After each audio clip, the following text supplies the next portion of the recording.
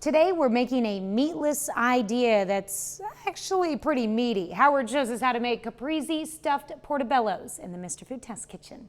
As the weather gets warmer, many of us are looking to lighten up dinner. Sure, we can serve a main dish salad or go with something that supports Meatless Mondays. Both are good options.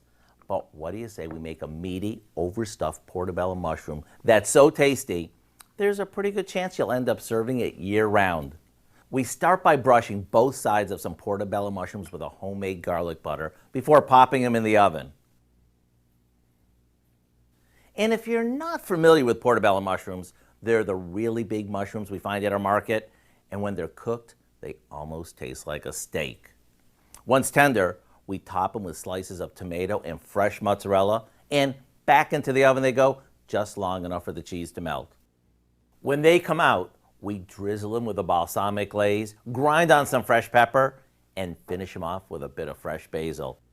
What makes these so good is the combo of the meaty steak-like mushrooms, the way the tomatoes and the cheese complement each other, and the sweet and tangy punch we get from the balsamic glaze. To get the recipe, all you have to do is head over to our website and type in Caprese stuffed portobellos.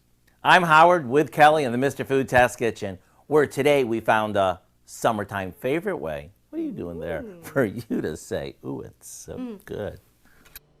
Well, you can find this recipe along with a lot more good food from the Mr. Food Test Kitchen online. Now here's